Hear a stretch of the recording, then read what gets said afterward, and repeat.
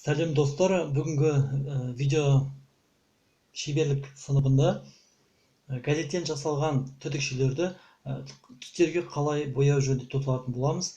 Әрине, бұны мен ойлап тапқаным жоқ. Интернетте, YouTube каналдарында ресейлік әріптестеріміз қалай бояу керек екенін және қандай түстер қолдану керек екені нақты айтып өткен. Дегенмен қазақ тілді аудиторияға түсінікті болу үшін қазақша осы видеоны ұсынып отырмын. Мысалы, менің алдымда тұрған өзімнің жасаған қобдишам қоңыр және ақшыл түстен жасалған.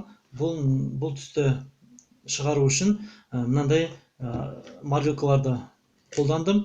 Бұл маркалар міндетті түрде водная деген марканы аламыз, өйткені водная маркалары иіссіз, сізге жұмыс жасауға өте қолайлы, ешқандай ауыртпалық туғызбайды, бөлмеге қатты иіс тарамайды, кез келген өзіңізге қолайлы бөлмеде істеуіңізге мүмкіндік береді. Егер не водная марканы алсаңыз, иісі өткір, сізге жұмыс жасауға өте қолайсыздық туғызады. Сондықтан да міндетті түрде водная деген түрін алу керек. Мысалы, мына жердегі қобдишада көрініп отырған қоңыр түс, осы дубтан жасалған. Мінекей. Егер ортадағы ақ түсті алғыларыңыз, ақшыл қоңыр түсті алғыларыңыз келсе, осы маркаға суды көбірек қосасыз.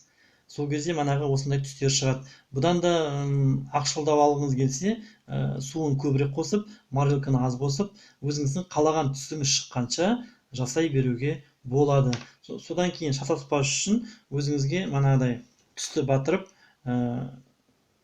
белгілеп қоюыңызға болады. Марканың түрлері өте көп: клен, дуб, лиственница, мокко, ореховый цвет болады, палисандр деген сияқты көптеген түстері бар. Осыларды көбіне газетке өте қонымды, яғни сізге ешқандай қиындық туғызбайды, боялуға өте жеңіл, газетті түстердің жақсы сіңіріп алады. Жақсы түстерді шығуға мүмкіндік береді. Жаңа айтқандай, ақшыл түстерді алу керек болған жағдайда, маркаға суын көбірек қосып, кез келген өзіңіздің қалаған түсіңізді аласыз.